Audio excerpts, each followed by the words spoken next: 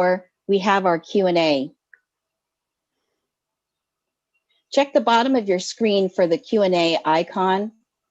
Enter your questions in that Q&A.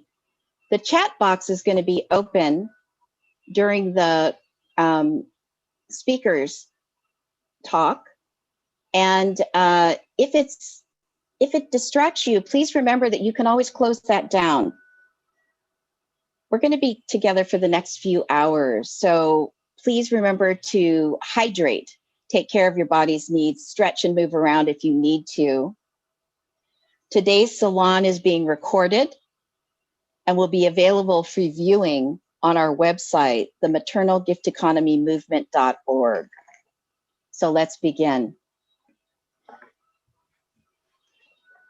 I'd like to introduce Genevieve Vaughn. She is an independent researcher, not to mention a friend to many, who lives part-time in Italy and part-time in Texas. She created the multicultural all-woman activist foundation for a compassionate society and founded the Sekhmet Temple in the Nevada desert. And she co-created the network, the International Feminists for the Gift Economy, which continues today. Her books are Forgiving, a Feminist Critique of Exchange, Homo Donas, and The Gift in the Heart of Language, the Maternal Source of Meaning. She has edited El Dona, The Gift, Women and the Gift Economy, and the Maternal Roots of the Gift Economy. In 2019, she edited a volume for the Canadian Women's Studies Journal dedicated to the maternal gift economy, which came out in 2020. And that is available online for free, and I would recommend it, as is most of the books that Genevieve has written on her website, The Gift Economy, gift-economy.com. So without further ado, Genevieve. Thank you. Thank you so much, Letitia. And thank you everyone for coming. I really think that the gift economy as based in mothering, which is unilateral giving, since children can't give you back an equivalent of what you've given, so they can't have a market exchange with you when you're taking care of them. This has in it the secret of saving our planet and our economy and recreating a better relation among all of our species and with the other species on Earth. And what has happened is that we have not recognized the mothering economy that has a logic of its own. And instead, we've embraced an economy of exchange, which is giving in order to get back. It is quid pro quo. And so it's ego-oriented instead of other-oriented. Whereas mothering has to be other-oriented because the child can't even really tell you what exactly it needs, at least in the beginning. So the person that's taking care of the child, and that can be even other people in the family, like the father could do mothering, and other people in the community, even a whole village can take care of the intricate needs that a child has. And you have to concentrate on the other person, on the child, in order to figure out what the child needs. So you're paying attention to the other person in a very detailed and specific way, which is different from the market exchange, where you produce a product and it can be used by anybody, and it can maybe satisfy their need and maybe it doesn't. So with mothering, you have to be in an interpersonal relationship, and that establishes a mutuality and trust between the nurturer and the nurturee, so that there is that original relationship is set up, and it is also actually continues throughout life. That logic of that relating continues throughout life, but we've learned to not see it, or to say it's something else. Sometimes we don't think of it as we don't think of it at all as an economy, but it is actually a way of satisfying material needs to start out with, and it's free. And so it is a free economy that is actually quite similar to the economy of nature, that we are able to receive from nature. So we don't recognize that this interaction as economic, but it is a kind of economy that everybody experiences in early childhood, because they can't survive without it. Humans are just born very vulnerable, and more so than other species. And we have that specific need, or group of needs, that somebody else has to satisfy. And so they have obviously done it over the many centuries and millennia, because we have survived as a species, but otherwise we wouldn't be here.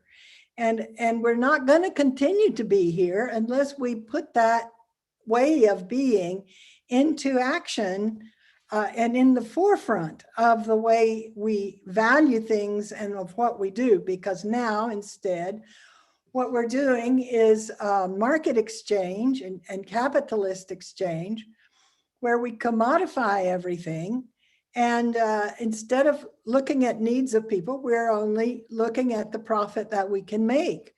And every interaction becomes a buying and selling. And that is, and we've been validating that as well, so much in the neoliberalism. And we can't, even now, we can't produce vaccines and give them free to the people. The companies have to make billions on the things that are going to save people's lives. So I think our values have been distorted by capitalism, distorted by the exchange economy. And we have allowed that to happen because we have not recognized the fundamental importance for humanity of this giving and receiving way, this unilateral gift way. There are anthropologists who have studied various indigenous groups and seen that they had gift economies. Usually, what they say is that there's giving, receiving, and giving back is the main underlying theme of that kind of economy. But it really, the giving back is not a necessary part. The main part is the giving and receiving, and then somebody can pass it on, or they can take turns. But it's not I give you this only if you'll give me that. I think we've been looking through the glasses of the exchange economy at everything, and so we expect everything to have a payback. But babies certainly don't know that maybe in some long, far future, they may be expected to take care of their parents in their old age.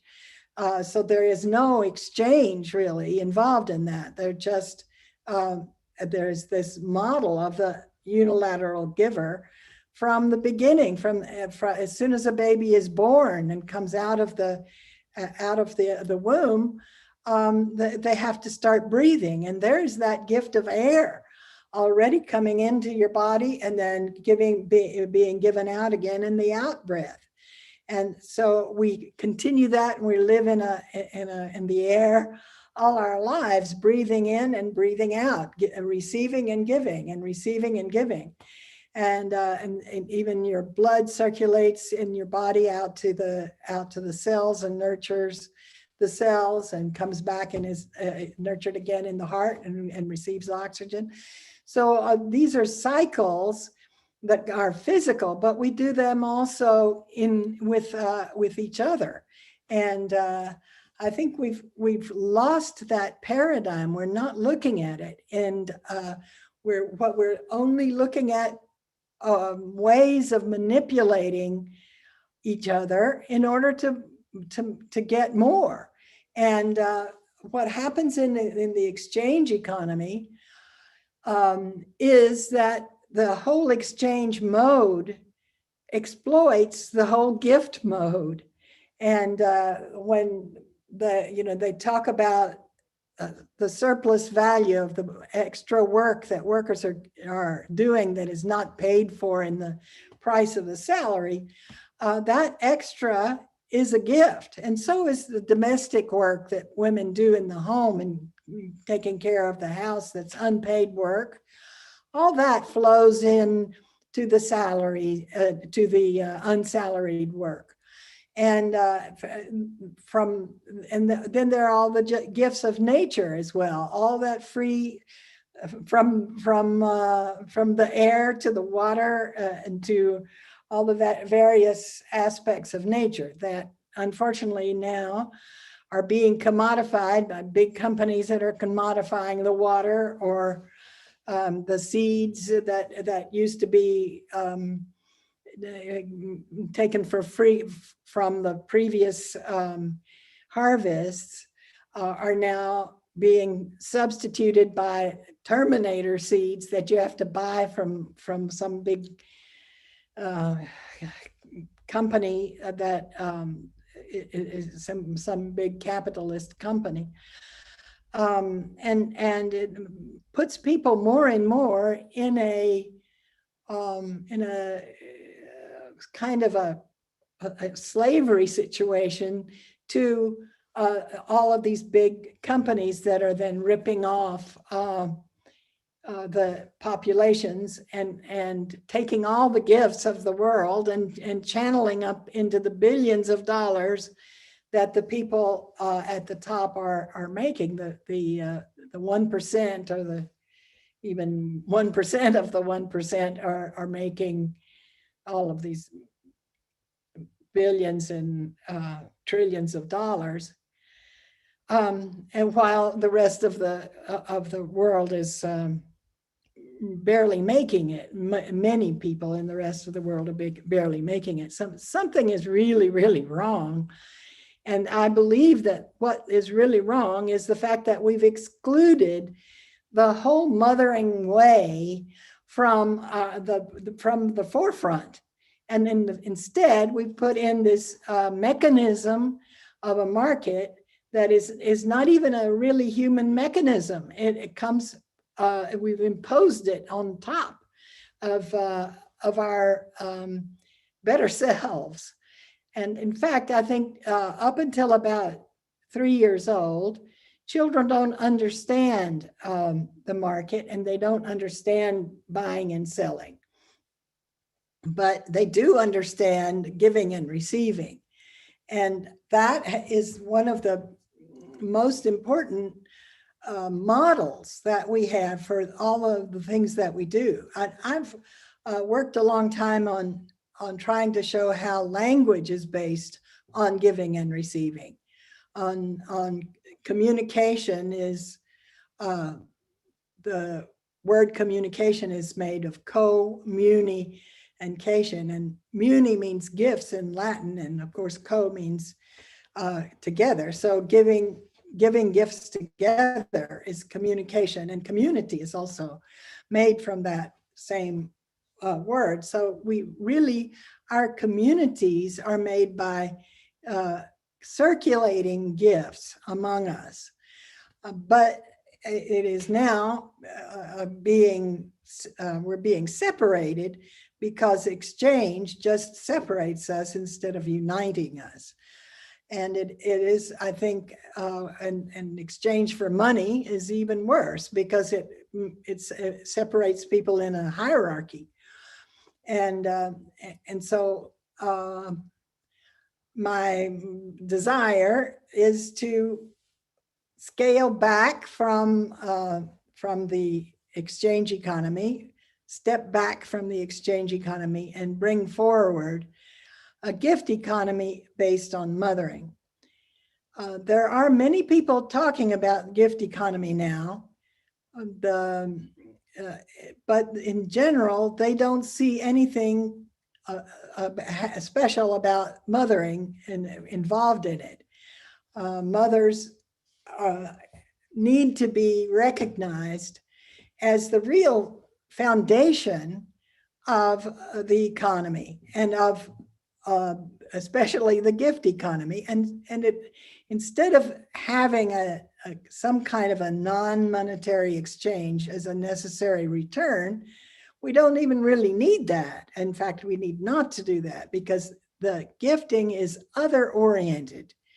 You concentrate on the needs of the other, and that gift gives value to the other person because they're important enough to you to satisfy their needs.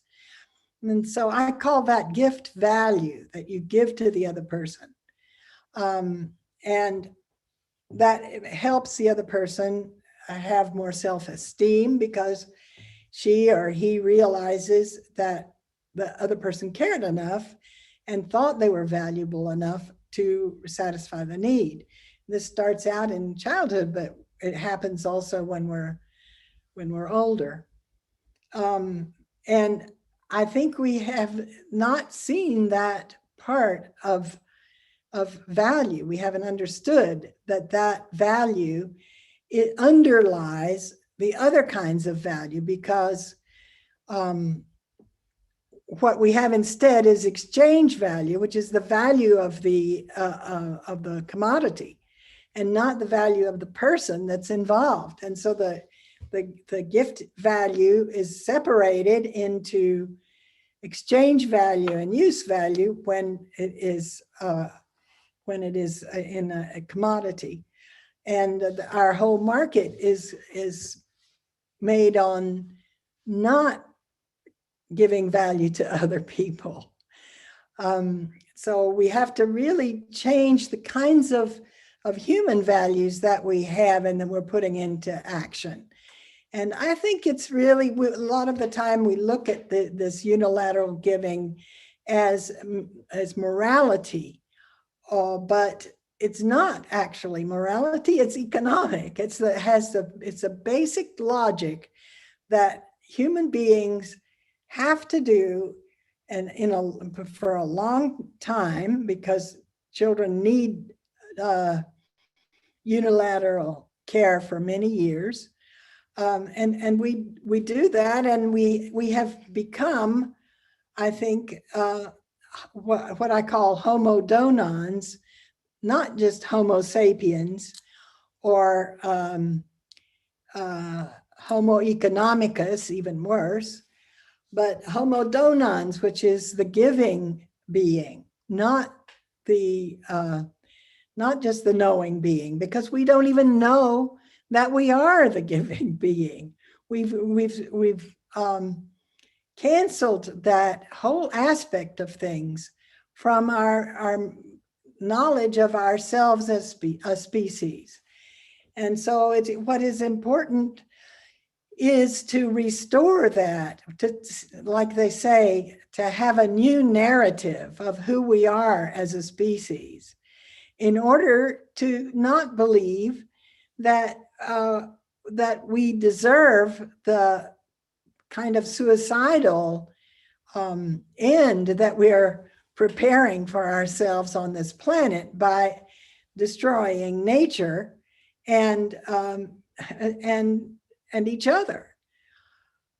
So we need to realize, to have a self-respect as a mothering species. We are the most mothering species that there is, because we do it in all kinds of different levels, including language, I believe. And we have, by embracing the market and allowing the market to take from us all the time, at many different levels, we've ruined our potential, and we've ruined our ability to live in peace on earth.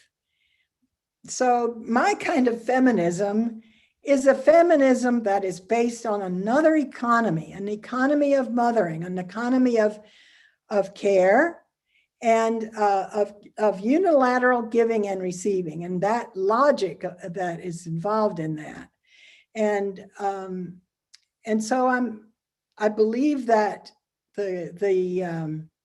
usually also the problems of gender are economic problems, in the sense that they take on the values of the exchange economy instead of the values of unilateral giving and receiving, and which are actually the values of community. So what we need to do is form communities that are based on circulating unilateral gifts, and educate our children and each other, ourselves as adults, to move in that direction, and to start validating that kind of interaction instead of the money-making and the values of the exchange economy.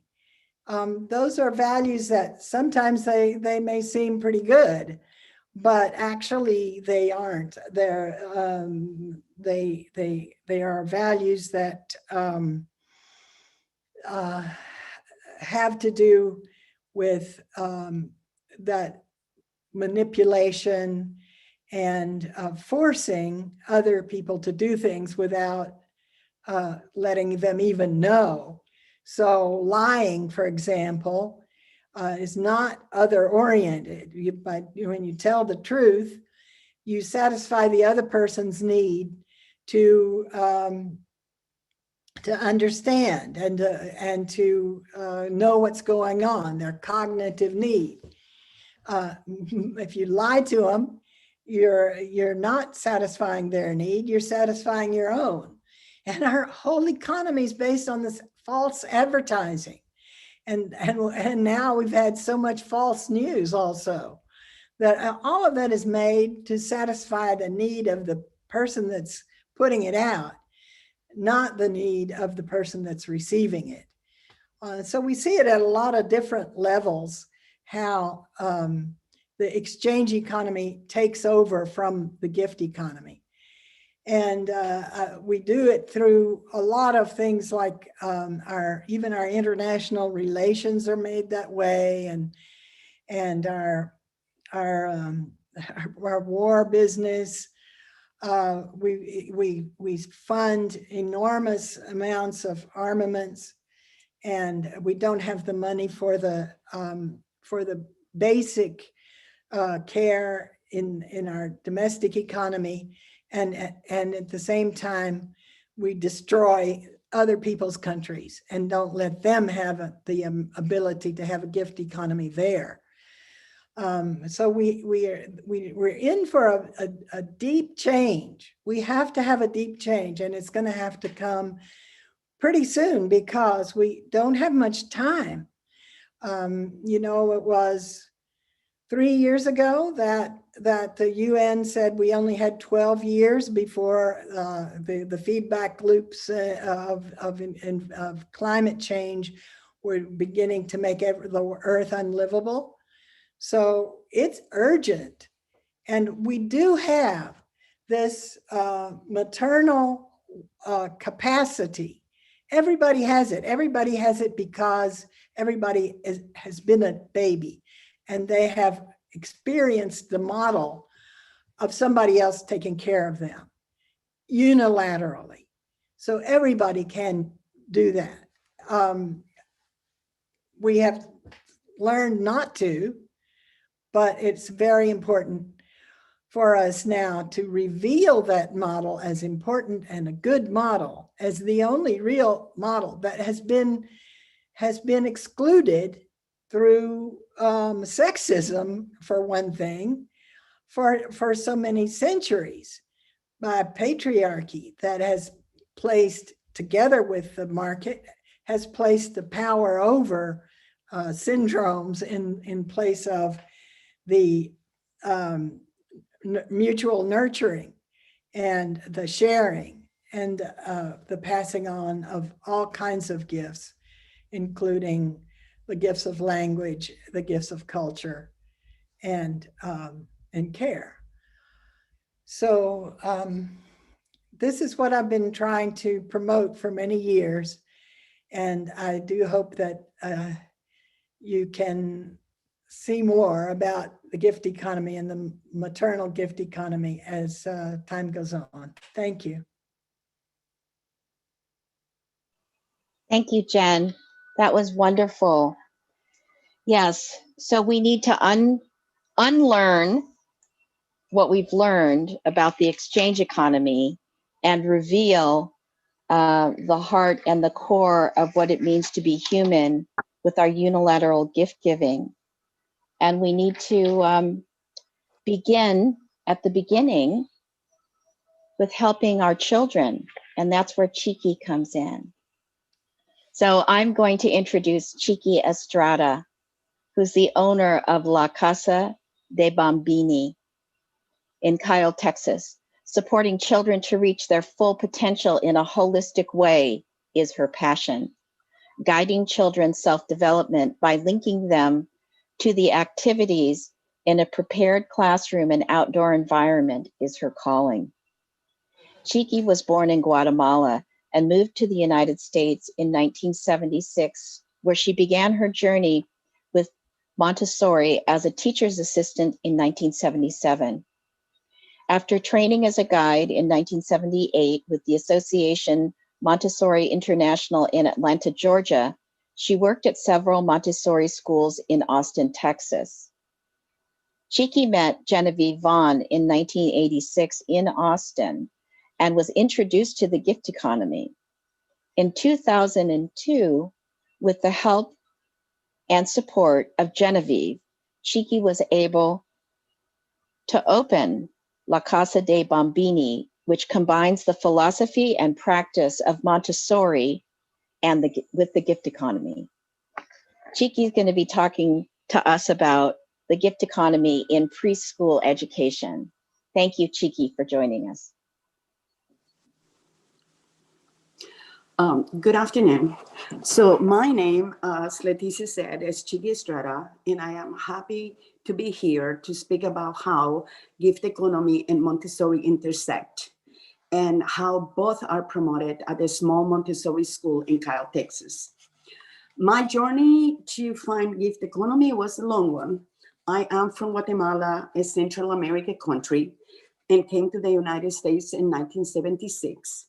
Soon after, I had my first child who inspired me to become a Montessori guide. And I have been a primary guide for 42 years. I learned about gift economy through a midwife in the late 1980s. At that time, midwives were struggling to continue to help pregnant mothers, and the Medical Association wanted to ban them from delivering children at home, claiming a high mortality rate for babies born at home.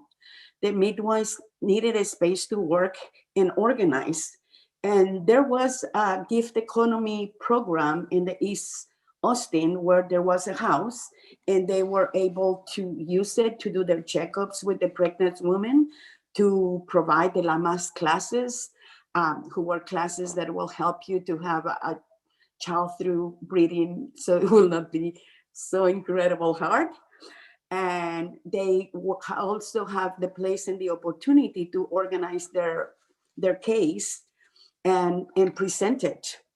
I saw the whole process, and in the end, the midwives were able to continue their work. And that's what when I met Genevieve.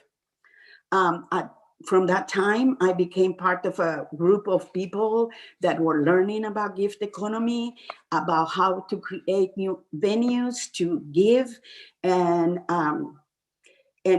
try to fight the very strong patriarchal idea that money is what gives human her or his value. There was so many ways that we work to spread the philosophy. There were art projects, there were programs from the less privileged, there were radio, TV, training, all designed to help those around us and to share information about the gift economy. We were able to gain experience in creating gift economy projects. And as I spend more time with this woman, I learned about giving in a very untraditional way. It was giving based on not on the patriarchal established way of giving, but giving without expecting anything in return. That was shocking to me. It was giving without question and how much money you made or how you're going to spend it. It was based purely on the fact of satisfying a need. We had so many questions and so many ideas. Many of these women went their own way and tried to imitate the practice and principles of gift economy that we have learned. That included me. I had the honor of working under two visionary women who, in their different way, have made their lives work to create a better world for all of us. Genevieve Vaughn, with her vision of economy free of monetary exchange, based on human value and caring, for which, if we practice, will satisfy the needs of every participant. And Maria Montessori, who developed a way of teaching children based on satisfying all their developmental stages. At the turn of the 20th century, Maria Montessori observed how children had within themselves the ability to develop if given the necessary tools. And she created the Montessori Prepare environment, an approach to early education that had the potential of achieving a world of peace. In the same way, Genevieve considered the gift economy philosophy, which is based on unilateral gifting, starting from the mother to her children, knowing that the baby cannot give anything back. She gives from her heart. Maternal gifting given puts this philosophy in practice in everyday life. Gift giving educates the human fellow, helping them to understand we do not need to exchange money for things. We can learn to give things for the joy of meeting a need. The monetary exchange created a world of greed, competition, and lack of compassion to our human fellows. Instead of inherently valuing others, our system puts a price tag on us. Just as the doctor should be able to have a good living, should the janitor. In our current system, laborers usually need to work to the limit their bodies can endure and is still barely making it economically. Why? Because our society put price tags on our jobs and they decide who is value enough to live a life with all the necessities and who will remain poor. It has been interesting on this 2020 year. We really saw which roles were essential. While our system was happily to expect these essential workers to continue in their labor, the majority of them have a life where they live from paycheck to paycheck. Montessori is a program recognized around the world for early childhood education. Yet, It is not affordable for most families. In 2002, the practice of the gift economy allowed the La Casa, a small Montessori school, to operate on a property in Kyle.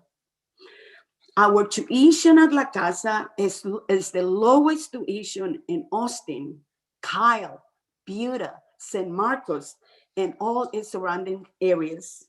Since the 2002, the school has given the gift around 450 families of having the opportunity to send their children to a Montessori school they can afford. In Texas, there are only 3 Montessori schools that serve blue-collar working families, one in Houston, one in the east side of Austin, and La Casa in Kyle. While there are several Montessori schools, they serve more affluent communities. The system of education currently used in the States and around the world train children to be like robots.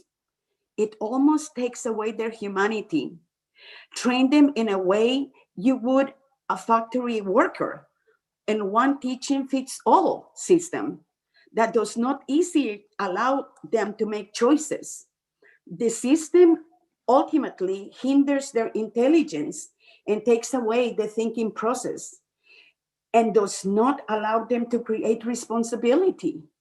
Most children in school cannot even use the restroom unless they're given permission. The Montessori works on the principle of having an environment specifically prepared to support children development with a guide who works with children of both genders. Since the activities are not gender exclusive, it allows boys to interact without restriction and encourage them to freely express their feelings. The environment is prepared in a way that does not promote choosing work according to your gender or to identify with the stipulated colors like blue are for boys.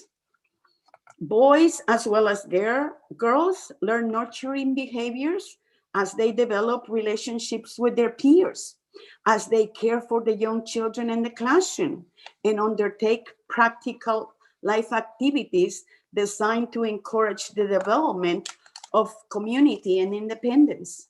For example, boys and girls in a Montessori classroom take care of the environment. They sweep, they mop, they take care of plants, they participate in making food. The guide direction is given without expecting the children to perform in a set way, similar to the principle of gift economy, of not expecting anything in return. Not as the patriarchal system chosen way of education, which stresses the children meet the expectations on how much, and when they are to achieve the knowledge, and prohibits them in participating in activities that are created for a specific gender. For example, boys are discouraged to participate in learning how to dance ballet, and girls are discouraged to participate in football or any contact sports. The Montessori approach changes the way children will grow up to think. Society, including the traditional education approach, condition us to think under the patriarchal paradigm. Montessori is not based on acquiring knowledge and not based in specific gender roles. It is centered on supporting children to develop into healthy, happy, conscious, and responsible human. The environment is relational, which creates gifting. A reciprocal relationship can only exist with interaction. And the gift economy, the giver interacts with the receiver. In the Montessori, the child interacts with the adult, with peers, and the environment. The education is pre-verbal. We know that children already have principles of logic that leads their growth before they are able to express it with words. At 18 months in a Montessori classroom, children are given a great variety of experiences through materials presented by the guide and lessons. They interact with peers and all this before they can properly speak. This allows them to express themselves as their language begins to develop. Philosophers, scientists, researchers have identified how a spoken language directs our hearts into actions. The usage of positive language, including the word no, is used constantly in the classroom. These repetitive phrases help create in the human a positive outlook of life. Also, understanding how mistakes are a very important part of learning. When a mistake is made, the action needs to be repeated. In many cases, the mistake is made again, and the cycle of repetition continues. A child learns patience and perseverance, a process that can only happen by having made the mistake and trying again. It is repetition that develops the ability of not giving up, because it is through the trying again and again that the goal will be reached. If the words of the guide are encouraging, it can help the child manage any feelings of frustration, concentrating on the inherent value of the effort and the beauty of the mistake. This does not mean that the guide is not being truthful. She helps the child hone in on what needs his or her attention to be successful, but reframes the experience as a new challenge instead of an obstacle. As words are kind with relating to each other, they learn to be kind. The guide encourages helping each other with awaken the awareness of someone else's needs and gives positive personal reinforcement when being helpful to others. In this way, we develop a community and then a society that loves giving for the sake of giving. Our patriarchal society seems to resent giving because the receiver is expected to act in a certain way.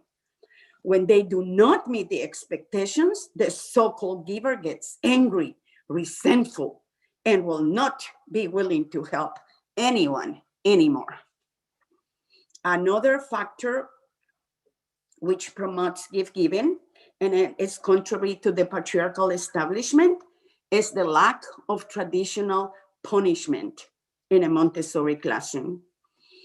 The prepared environment in the classroom allows for logical consequences. If a child breaks an object, and instead of shaming her or him, they are made responsible for the cleaning of it. Of course, with the assistance of the guide to ensure safety. It is explained how because of a broken item, we now need to wait to do the activity until we can replace the broken object. This helps the child learn to care for fragile things. And also things are not always able to be replaced immediately. After a few days, the guide is normally able to bring the exercise back onto the shelves, and children will notice. When the children work with an activity, it is their responsibility to prepare it and have it ready for the next person before it is put back on the shelf. If a child decides that they don't want to complete the activity, the consequence is that they're not ready for the next one. If a child takes something away from another child, the logical consequence is that she or he is asked to reflect and speak about what made them decide to take it away.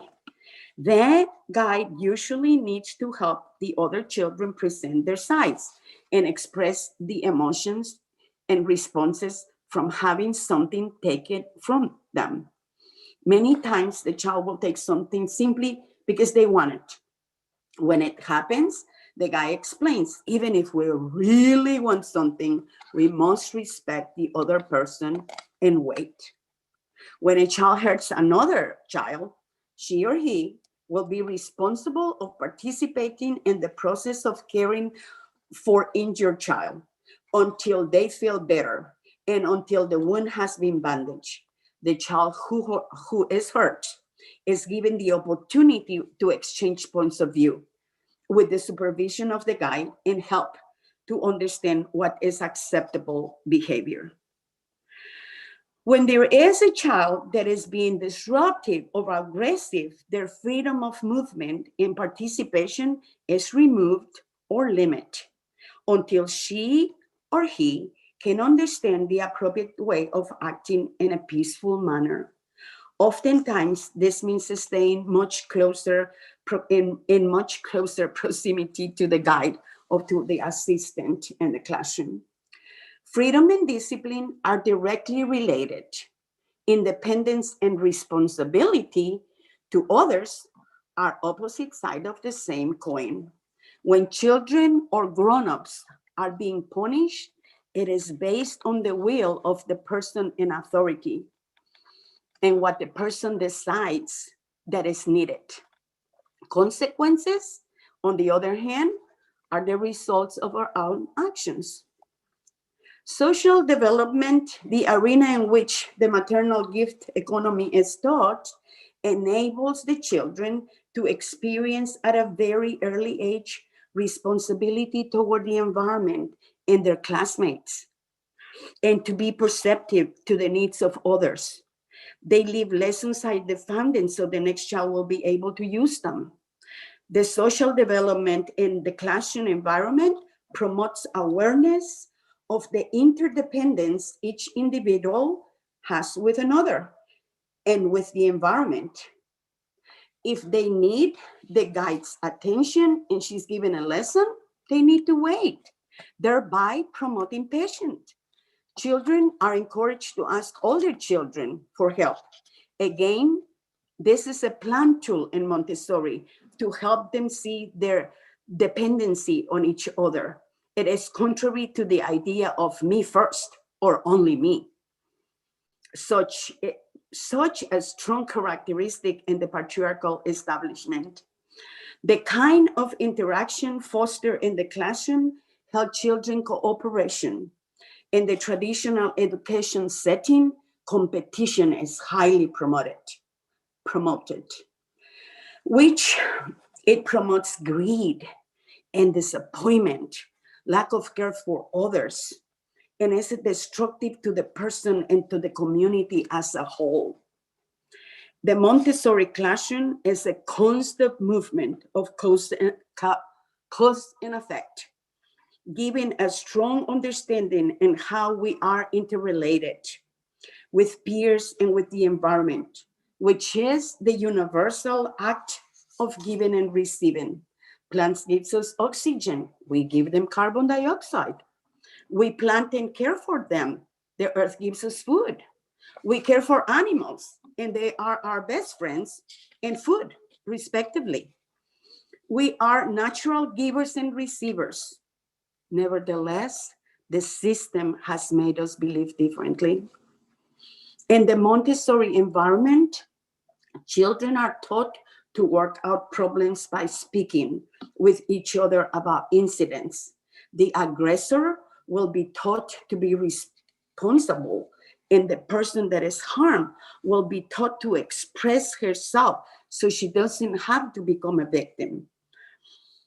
The aggressor will help and talk to the child, and that will help him to understand that he needs to change their ways of acting. It will make a connection because of how it affected its peers. The person that has been harmed is given tool to stand on her ground and not accept maltreatment or disrespect. The practice helps show the children how to live in a society of respect and peace, and how to repair relationships when things go wrong. The more we compare the principles of Montessori with the maternal gift economy, the more we see how they complement each other. Of course, they were both developed by great visionary women. Again, Gift economy gives value to people. In the Montessori classroom, the guide works toward helping the child achieve a balanced sense of dignity through making choices, which enhances human intelligence. The process of the activities allow them to successfully materialize their ideas through constant practice and repetition, not in the forced way seen in traditional education, but through promoting the self-efficacy natural to all balanced children. The language used in the classroom needs to be precise, respectful, and caring.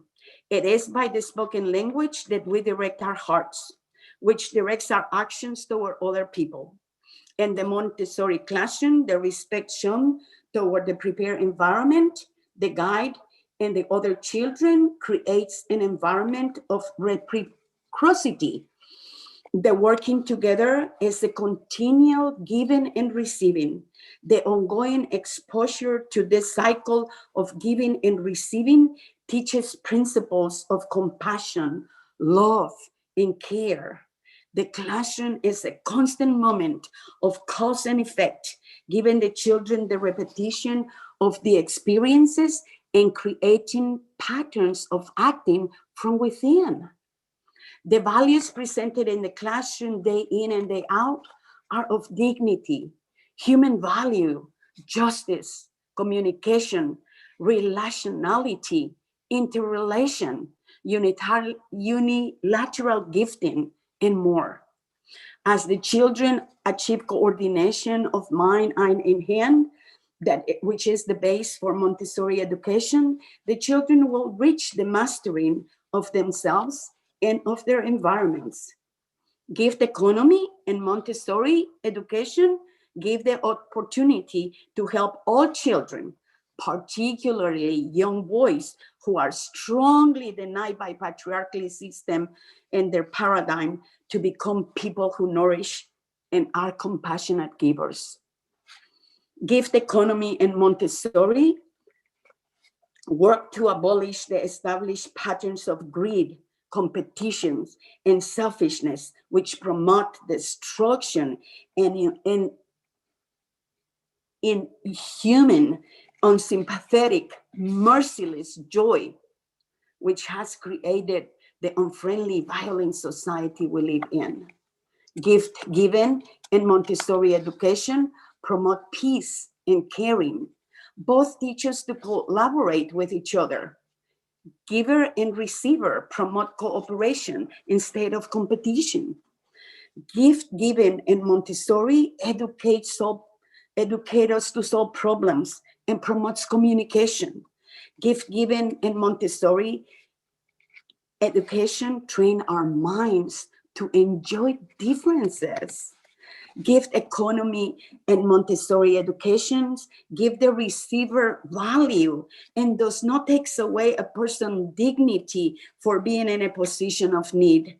Instead, it helps us understand that all of us at certain points of our lives need someone to give us through love, compassion, and care. It makes us recipient of beautiful feelings that cannot be bought. It creates love and gratitude in both the giver and the receiver.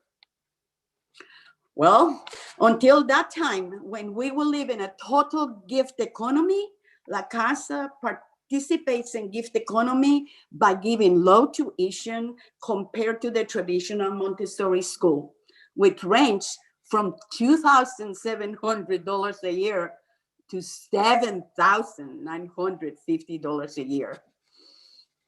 That's why our school is a place where people that works can afford.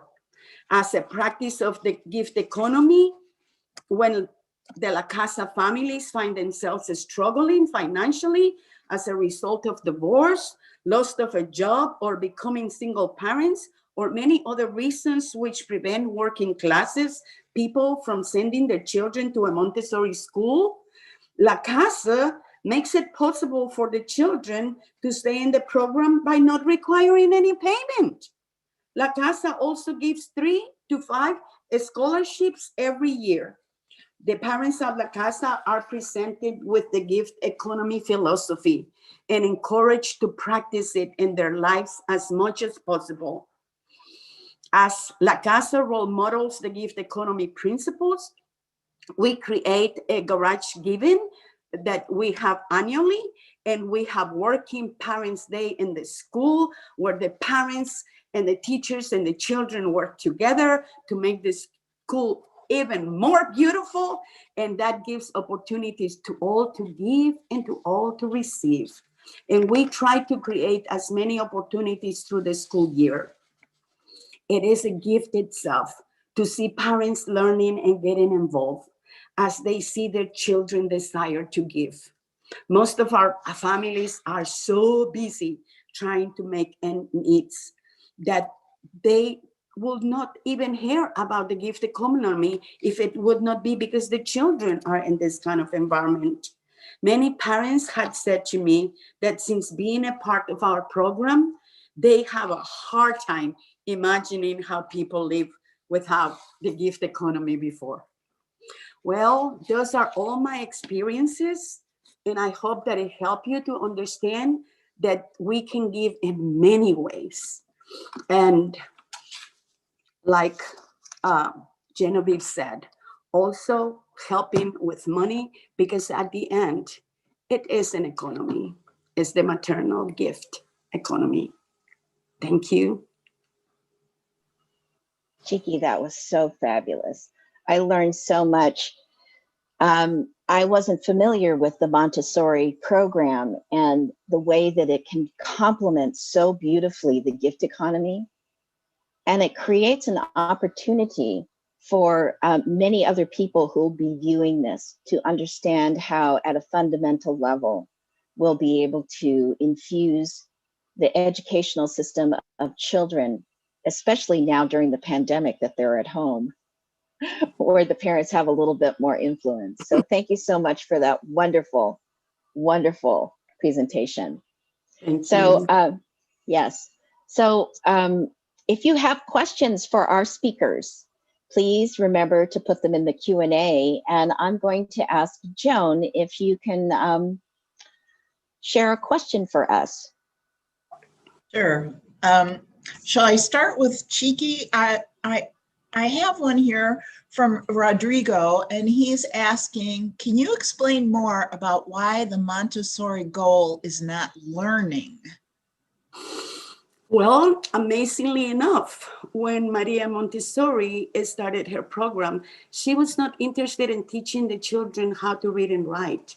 She was interested in helping the children to be healthy and be involved. And she saw that there were all these needs that they have from the beginning of their life, like the need of food. So they make noises so mom knows that we're hungry, or when they start rolling because they want to move from one place to another, or when they, want to reach for a toy, so they start crawling. And so she saw that they had all these developmental stages, and then it was very important for children to be able to master their environment and understand it. And she based it on that. But being a doctor and always being told that she had to be in education, she started to create materials that will promote education, but it was more for them to develop their senses of the left to the right, or grasping of how to pour themselves a glass of milk. And she started introducing solids and shapes for them to manipulate, and so they can trace and refine their motor controls. And so it really, the gift was of becoming a full accomplished human being that can give, can love, not somebody that knows a lot of math and language. Now, the joke about it is that as the Montessori started to work, the people in education realized that they are more and more prepared. and that they can read much better, that they understand that their math skills are incredible, that their connection and how they can discern from a shape to a solid is enormous. But Maria Montessori was never into teaching them how to read and write.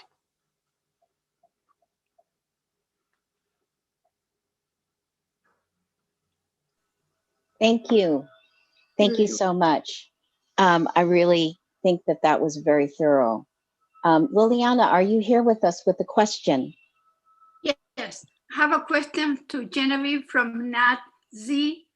He says, mother gift is natural. So is the fact that to eat, we take some parts of life, parentheses, from plants, animals, etc. So what to answer to this patriarchal view, which values violence to take?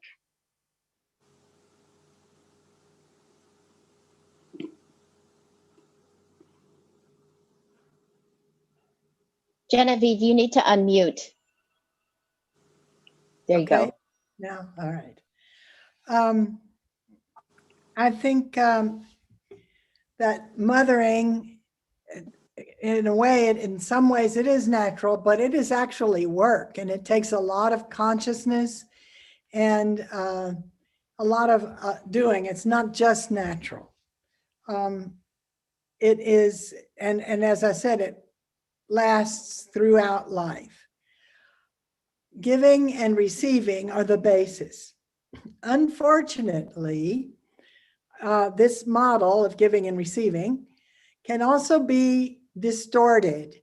And I think it is also the basis of giving hits. Hitting somebody is transferring energy from one person to the other, but not to nurture them, to control them and create a hierarchy of power over. And so I believe that the violence is a distortion of giving. And then the vengeance is a kind of payback. It's a kind of an exchange. So one person hits and then the other person hits back. And so there's the exchange. And that seems to produce some kind of justice, but it actually doesn't. It stops the giving. Both of those areas are a distortion of the maternal giving. Thank you, Jen. Joan, do you have another question? Yes, I have. This is for Chiquie, and this is from Amy McHenry. And she asks, can you tell us a bit more about garage giving and the different ways you share gift giving economy with parents at your school?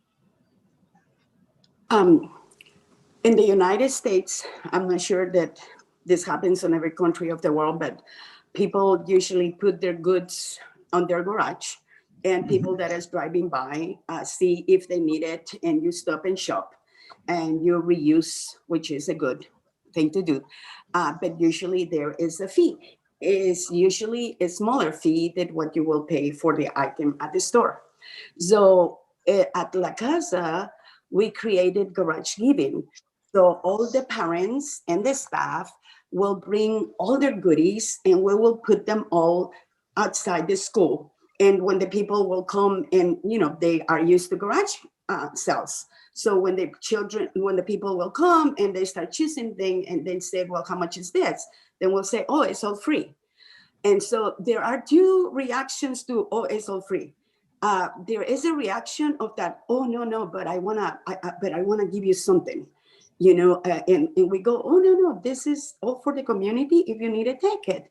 And we try to say something that I learned of gift economy: take as much as you need.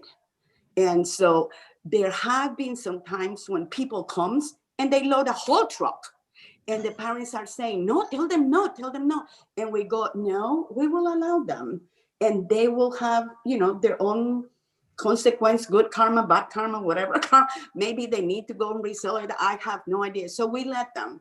And through the years, those people that used to come and fill up their truck Now they bring some things to us and they only took what they need, you know, and so that's the big difference of the garage giving and the garage sale here in the States. You know, we try, like this year, we asked the parents to give the homeless because the pandemic being so horrid. And so we thought we will try to reach the homeless. And so the school bought boxes of hats and mittens and scarves to give the homeless. And the parents start bringing all kinds of incredible healthy snacks, waters, all kinds of pretty things, bandages, and we make bags, and the children took them home and they passed them to the homeless.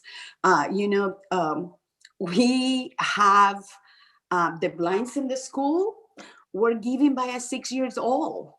We were cleaning and painting the school, and the blinds look really ugly and kind of not really nice looking. And the mama said, hey, I'm going to buy blinds for the school. But she asked her son, can I use some of your money until my check comes? Because he had some savings. And he said, yeah, sure, use it. And so the mom went to buy us the blinds.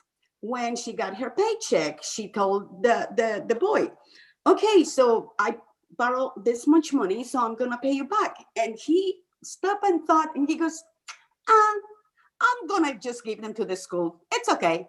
And he didn't want to get paid back. And so I could go forever telling you things like this, but this is some few of the examples, and thanks for asking. Thank you, Chiquie. Liana, do you have another question for us? Yeah, I have a question for Jan. This is from Robin Nicathane. In the second of the salons, one of the speakers introduced the idea of chosen maternal clan. I think this could become a core practice for us to begin nurturing the shoots of the emerging new story in our lives, and thus making it alive in the world. Is there any wisdom or perspective the speaker could share with us on how we can bring the principles of maternal gift giving and kingship into our daily lives, as well as working together as a movement? Well, yes. I think that having the idea of the gift economy, realizing that gifting and unilateral maternal gifting is the model that needs to overtake the model of exchange and be used instead, it validates all kinds of activities that are along those lines. If you don't have an idea that to guide you, or to a framework to refer to, then it may happen that you just feel like you're acting good, or people may say, oh, you know, you're generous. Well, it's not a question of being generous. It's a question of changing society as a whole to make the society generous. Like we used to have this foundation for a compassionate society, to make the society compassionate instead of cruel as it is. So any group that wants to create a maternal community, a matriarchal community, needs to have a framework that they can look at it in order to make decisions that are informed by a common purpose and a common understanding. And without that, I'm afraid that people kind of go off in every direction. And it also helps to explain to other people that are not in your community what it is you're doing. So that's my advice on that. Thanks, Jen. Good luck.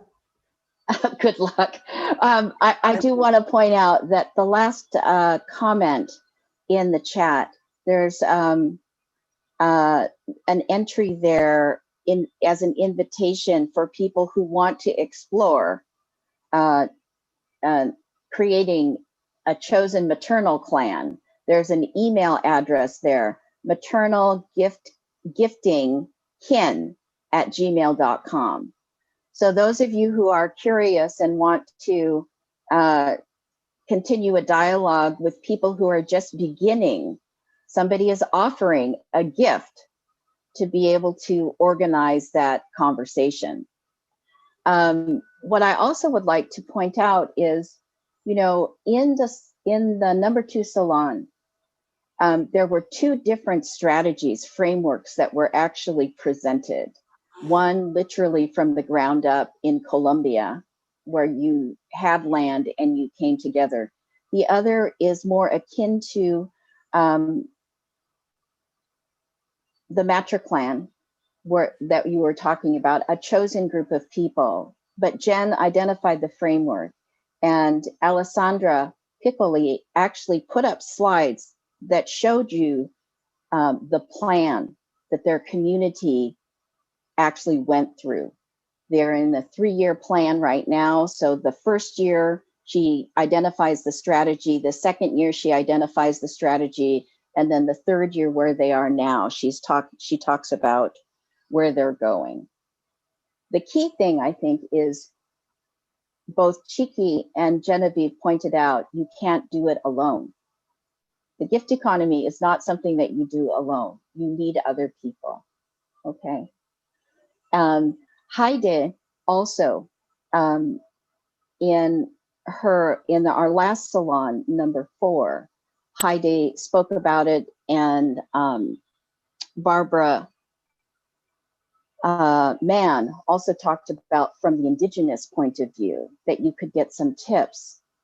And again, Heidi is doing a 2-year program on modern matriarchal studies that's going to be online.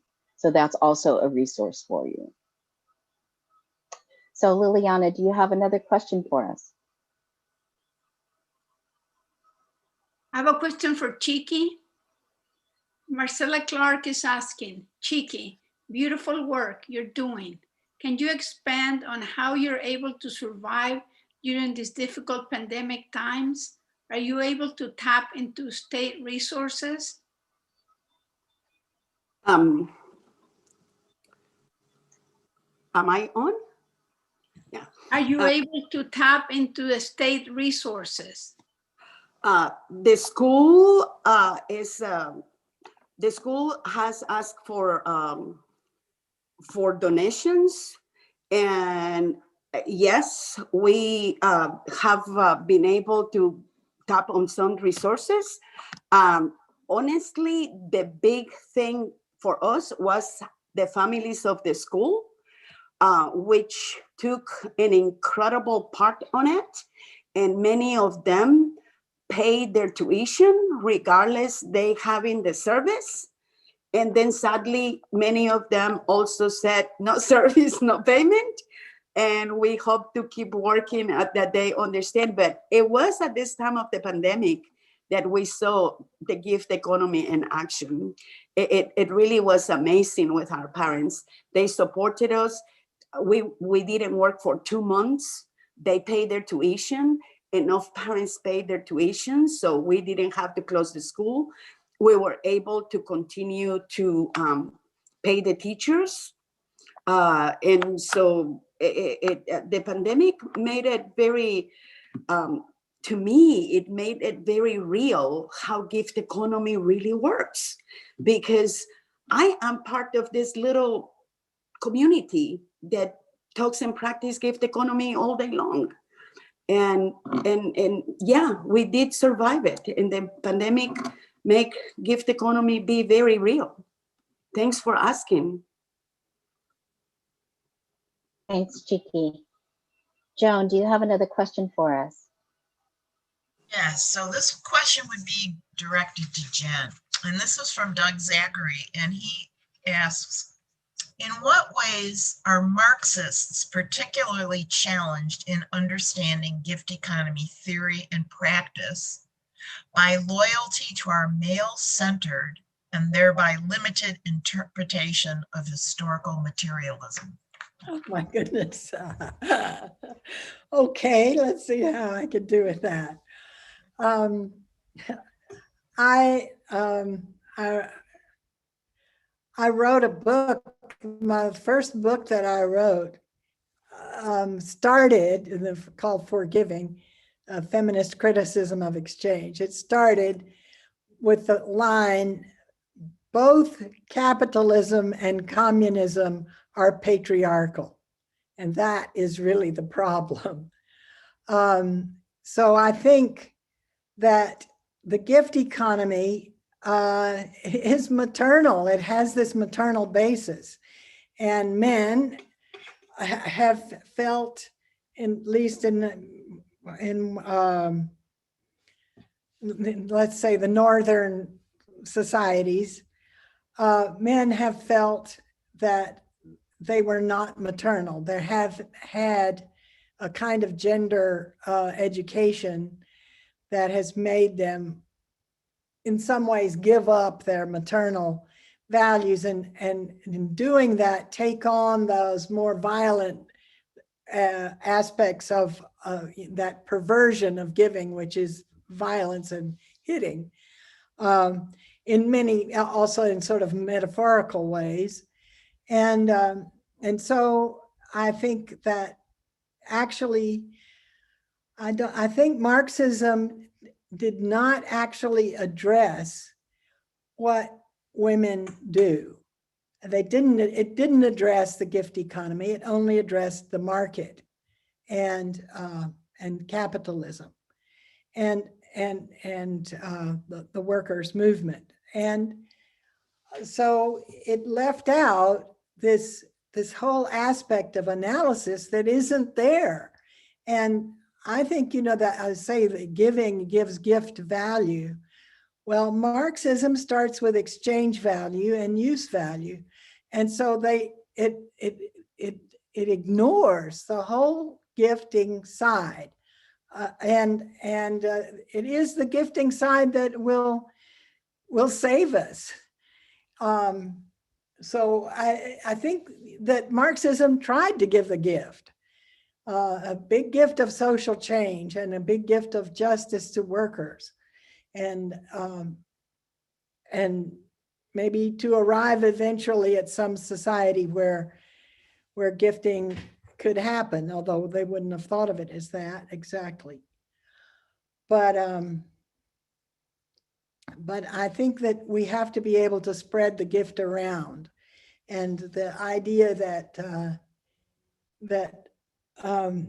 from each according to his or her capacities, to each according to his or her needs, is a very good motto.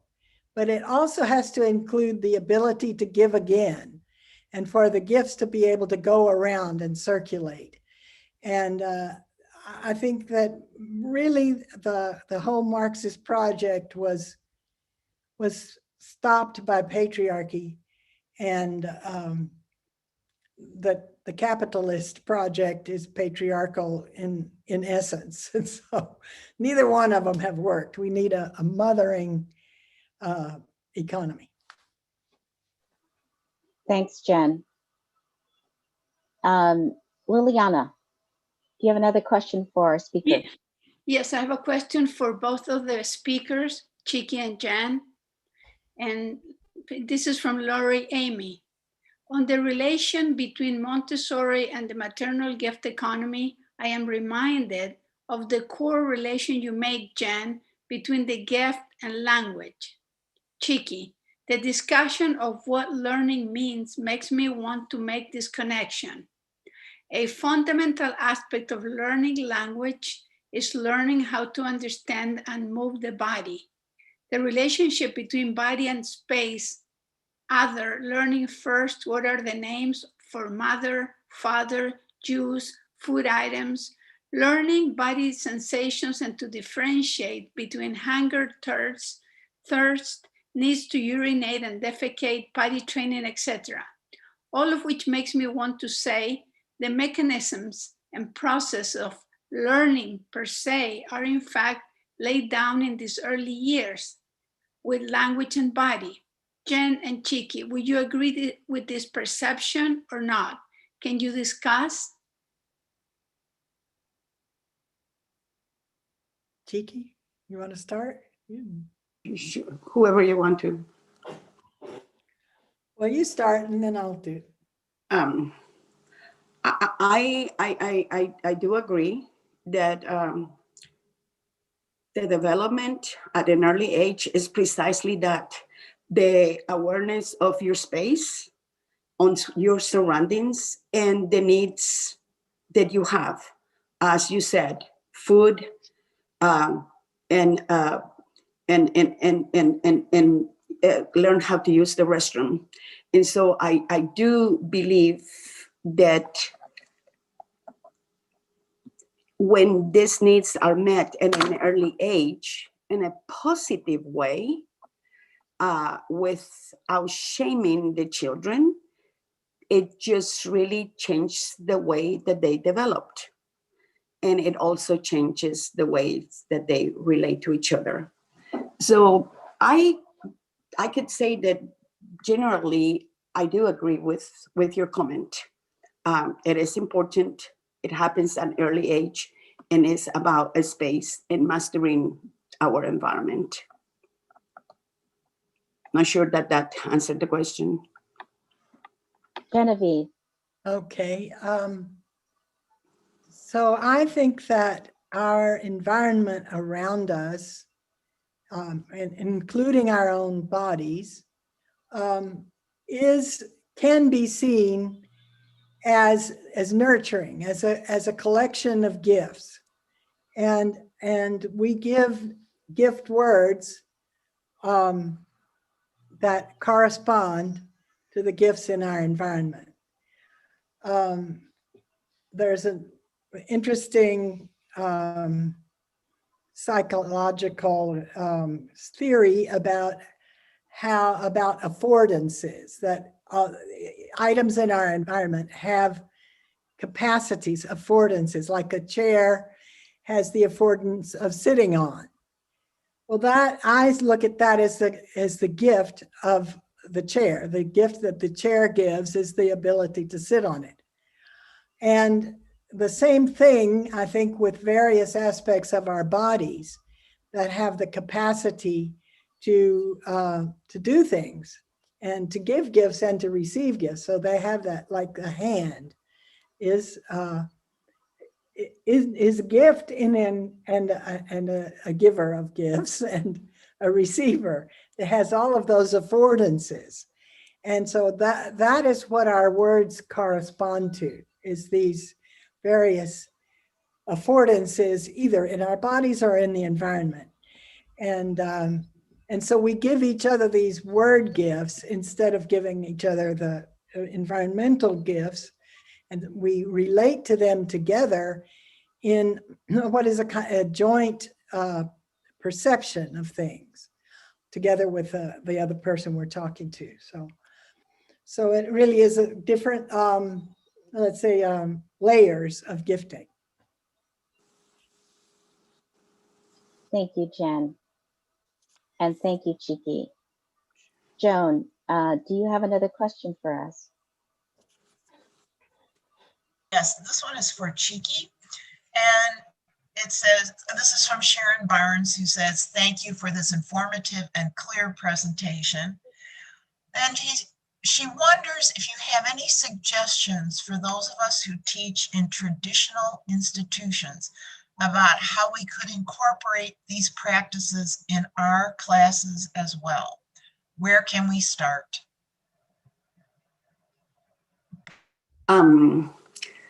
One of the jobs that I did is I work for the public schools as a consultant, and I was teaching them about how to merge Montessori into traditional education. So the best way to start introducing it in a public school is just to get acquainted. If you have a Montessori friend, ask her to show you how to develop the materials, and then bring them to your classroom and start working with them. Of course, Montessori is not just about materials. is about the whole environment that is created through the work with these materials. As you saw in the pictures, the children are working by themselves most of the time, and they are very involved in what they're doing. And so they're learning their numbers, their letters, how to count, their shapes, their solids, the continents, the states, the countries, that way. And so it's done in a very peaceful way.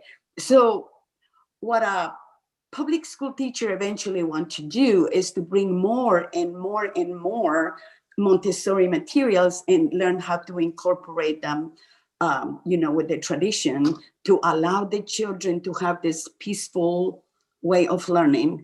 And instead of forcing them to do letters right now, and then in 30 minutes, when they finally are getting into the letters, then you need to change to, now we're going to do the science experiment. And so that's really what creates the Montessori environment. But hey, I think that it will be awesome that you get acquainted with Montessori and with how to use the materials and bring them to your classroom.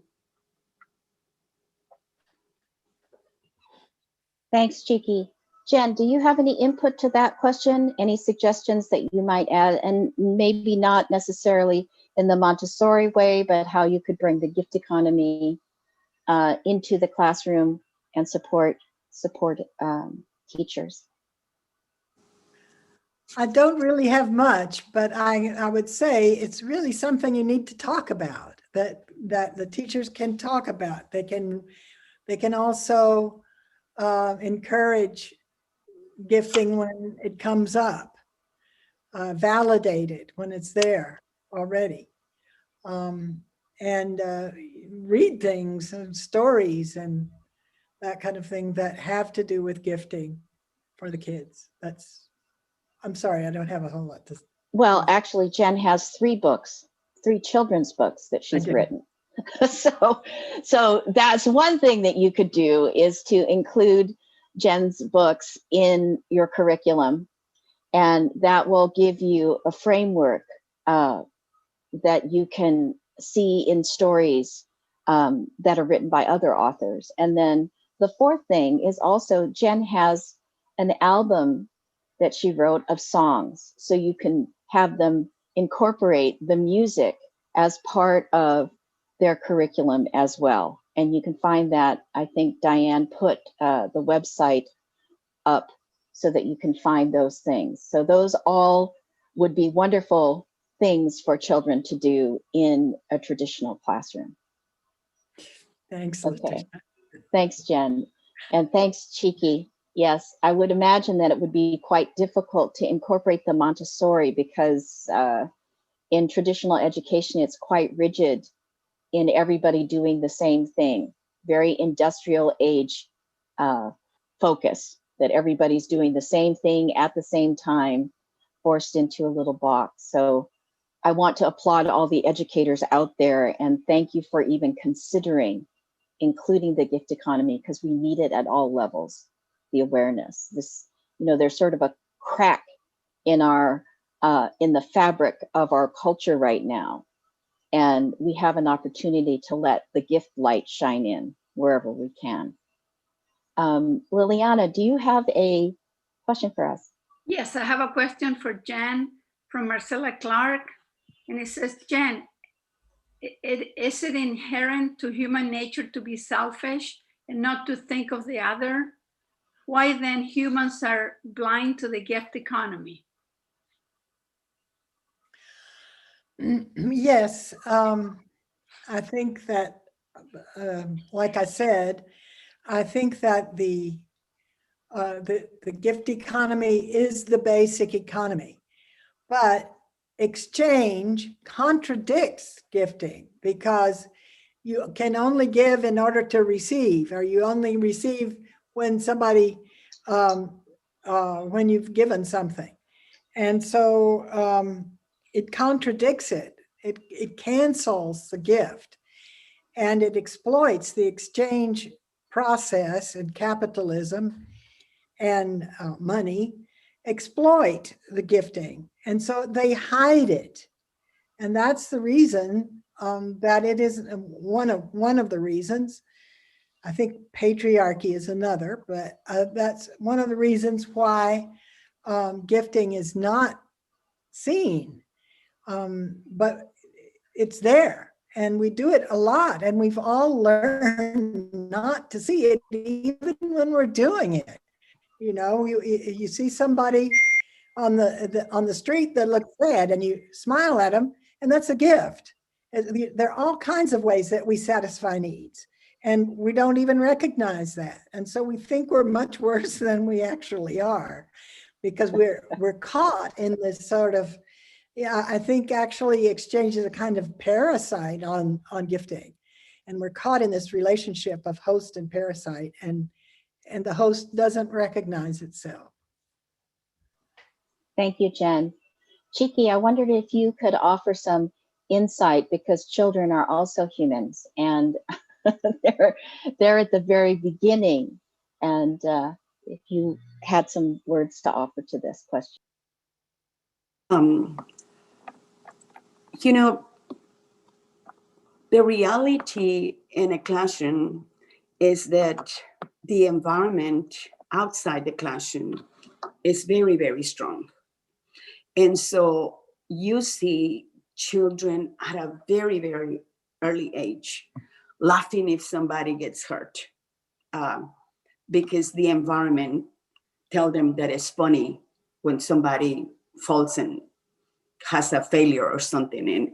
And so they have tendencies, but I strongly believe that if the environment that they are is an environment of compassion, then when the children are in the classroom and they laugh because the classmate tripped on the playground and they think it's so funny, ha, ha, ha, ha, he fell on his face, then we go, let's go see if he's all right. Let's go check that his face is not bleeding. And we change it to helping the individual and make them aware, because I think it's something that our society has, and I truly, truly believe that is the patriarchal paradigm that's make us feel that we're not givers and that it's not even cool to be givers. You're dumb if you're a giver. You know, who established this so strongly in society. And so if we change it to, if I laugh because my friend fall and somebody tells me, oh, you love your friend, Harry, maybe your friend needs you, maybe your friend is in danger, that will bring some kind of awareness to me that I didn't have before. My awareness before is somebody trips, you fall. Now my awareness is somebody trips, they might be hurt. Perhaps I need to be of some use in helping them. And the more that you do, the more that you integrate it. And that's what I said, this knowledge becomes within the children. You will be, I almost feel that I will be more educated to follow the children that have left the school, because I hear these fantastic stories of them now that they're much older, because they have these feelings within themselves. So I do think that the way that we act to it and the way that we express it and the language that we use to connect it and the giving of the responsibility is a must, because we know as grown-ups, when we're going to all these sessions to see what's wrong with us, that the first thing that we need to realize is awareness. How did I get myself into this? I am into, so I feel like awareness is very, very important.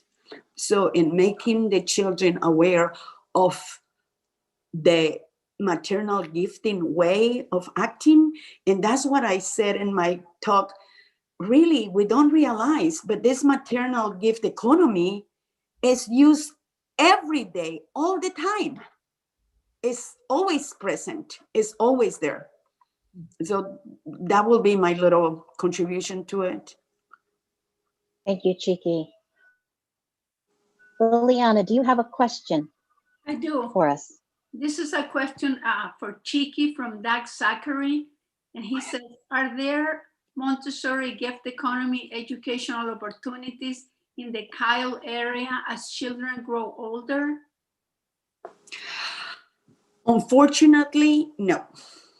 La Casa tried very, very hard to get a charter school, to make it so the children would go to a Montessori environment, but we were not politically educated enough to make it happen. So there is no Montessori school that is affordable to everyone in Kyle after you go to first grade. There are many other Montessori schools that go up to 7th grade and even 11th grade.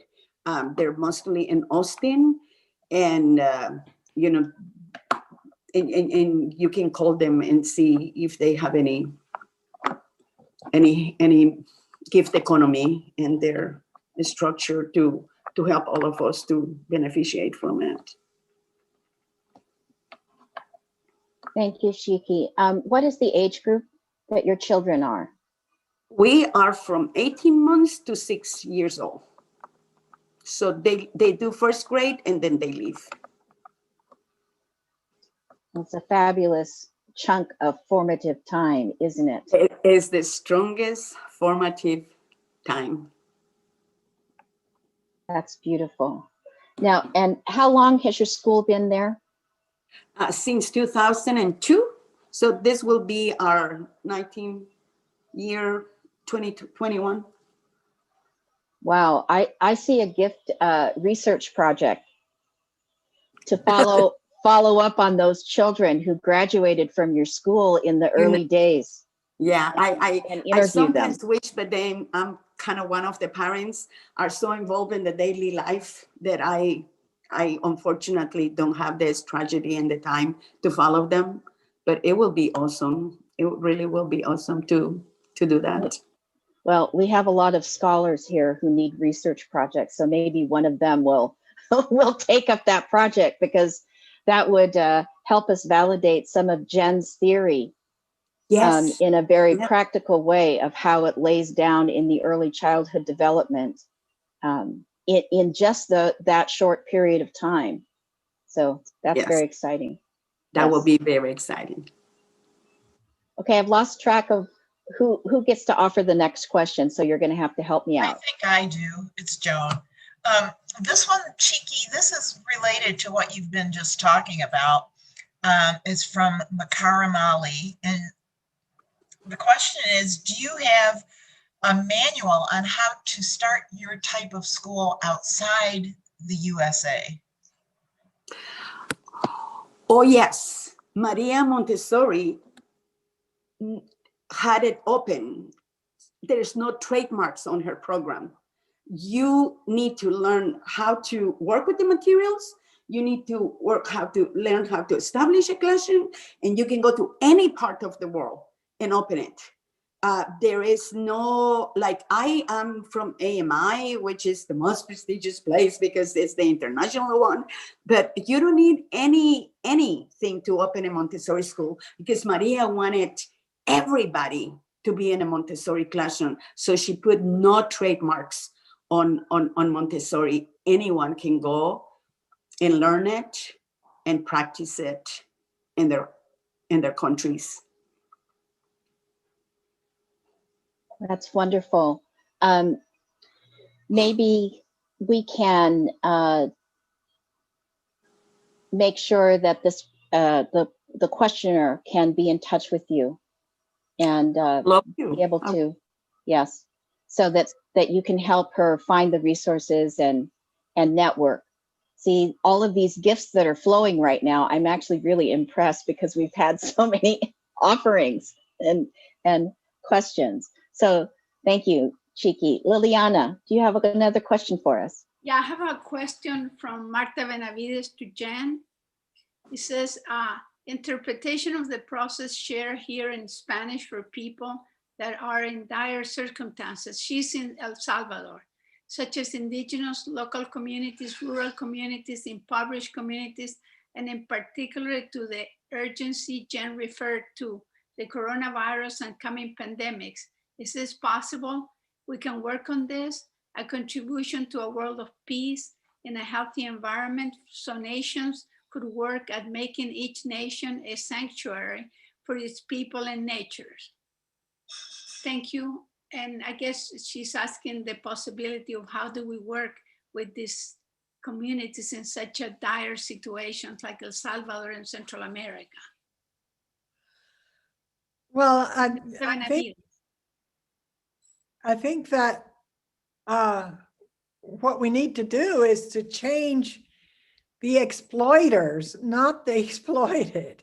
That we have exploiting countries and businesses and things that are creating the poverty that so many people on earth are living under and are destroying. We're also in the so-called developed world.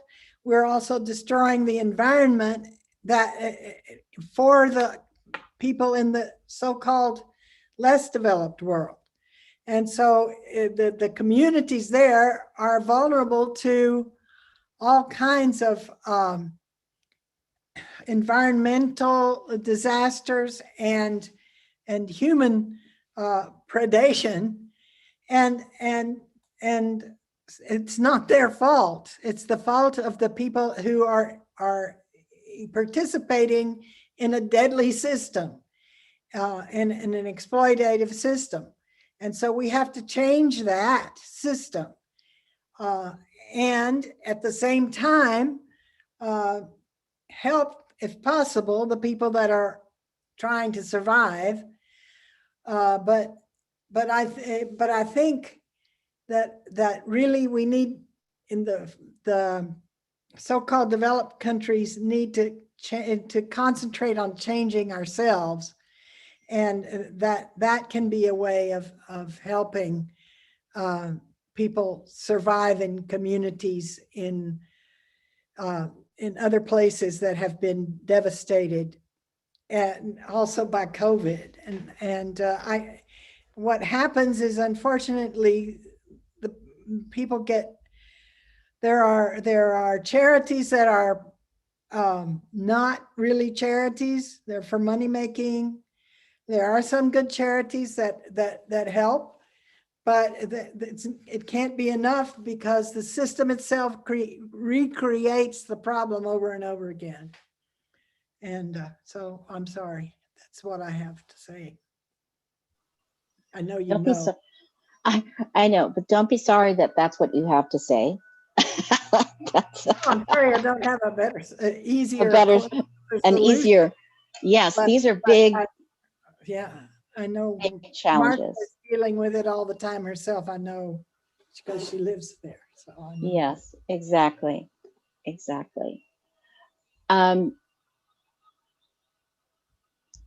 Marta said that she thanks you. I'm reading the chat right now. She has to leave, but that was why she made the relation to nations, creating sanctuary for people.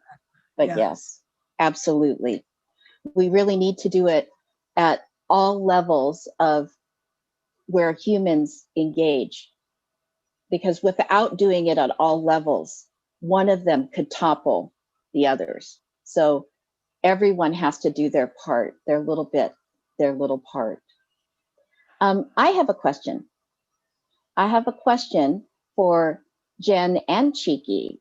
I'm wondering if Chiquie, you have a question for Jen, and Jen, if you have a question for Chiquie.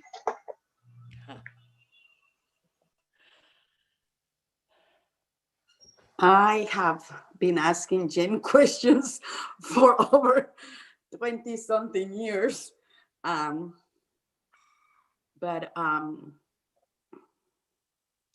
Gosh, I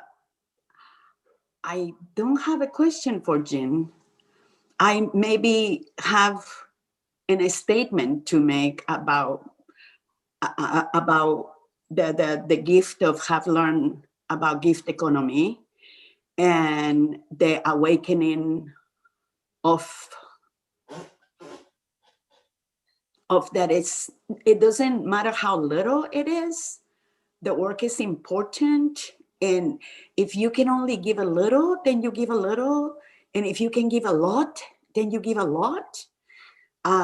If you can do it just on, like Genevieve says, smiling to a person that seems to be in trouble in the street, or giving your money for a better cause, it just doesn't really matter as long as you continue the giving. That's what I have learned from what she has shown me, and what she has made possible in so many things. I was just talking to Genevieve about all the lives that I have been touched by from knowing her, and all the good things that I see happening to so many of us on so many areas of our lives.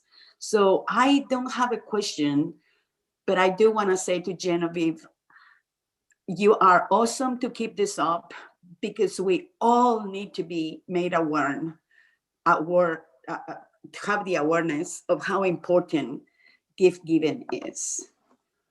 I don't know if Jen has a question for me. Thank you, Chiquie. I just have a statement too, that I think you just have done wonderful things with the gift economy over these years, and practicing it in a very down to earth and practical and real way. So thank you so much. And it takes all of us really. Thank you all that are in the gift economy, the maternal gift economy movement. It's really a privilege to be part of it.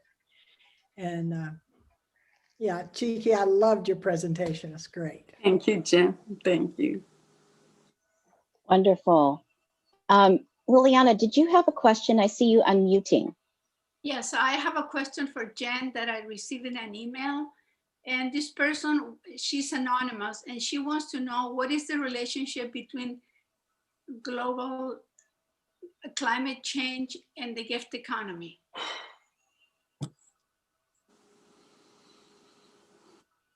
Well, I think that the first question is, what is the relation between global climate change and the exchange economy?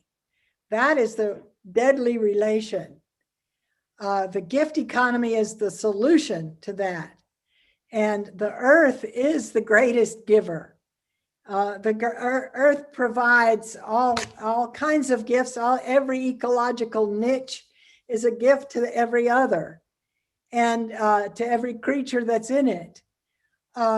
We need to use that kind of an interpretation to understand the earth as a giver, and ourselves as well.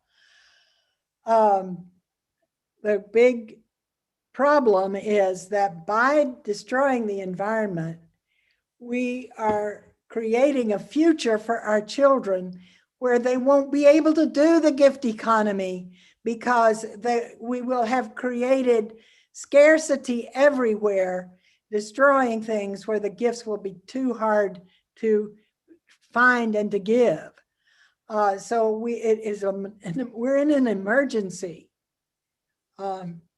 And that's the reason why we need to do what we can. Thanks, Jen. I'm checking the time for us.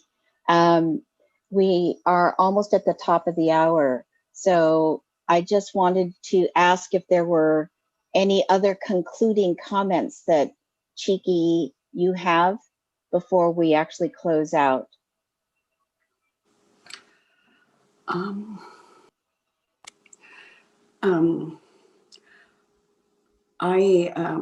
think that what I will say as a concluding comment is that it is crucial, and it is now, and we all need to do as much of the maternal gift economy as we can. I think that was that would be my conclusion for the talk of today. Thank you. Thank you so much. There is someone in the chat who's asking, I do want to put this out there because they want to offer their volunteers for the school. So I want to make sure that you save.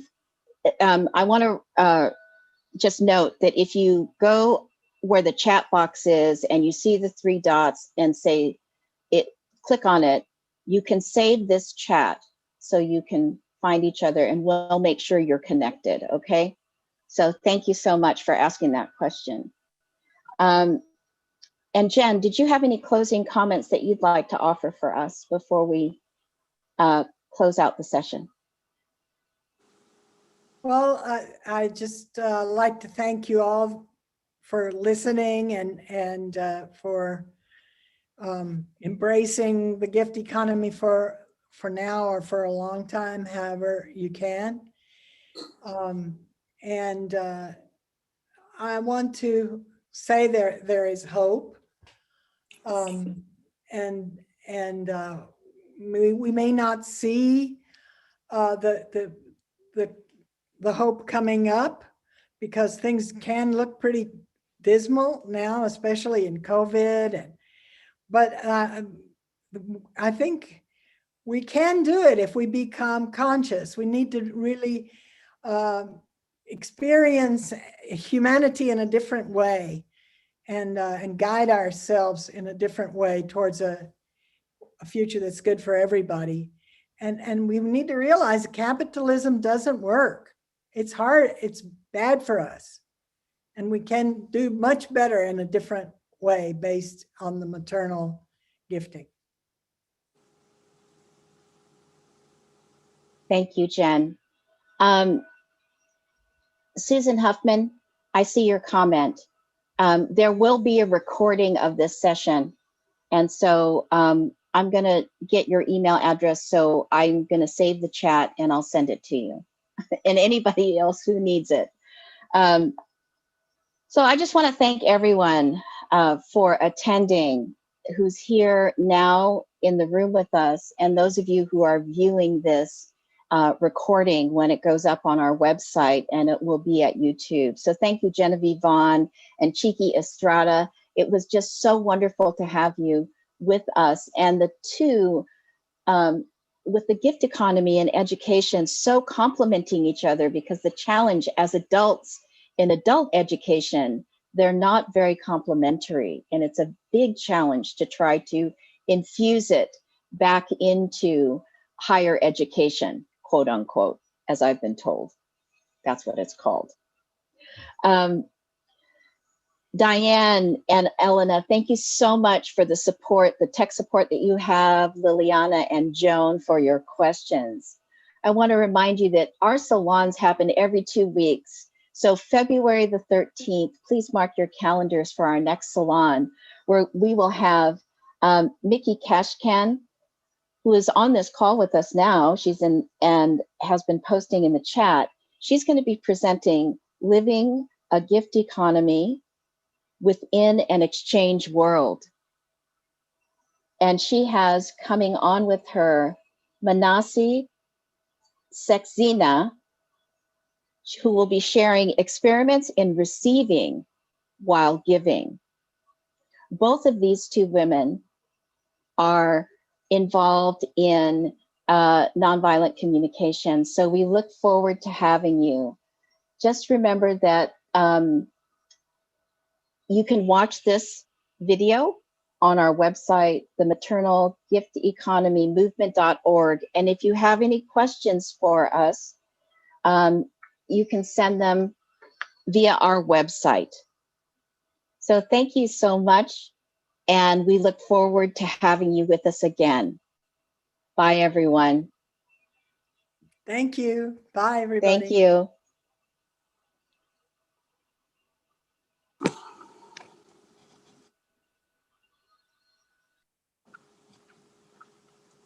Chiquie, that was fabulous. Thank you, Genevieve. I really enjoy it.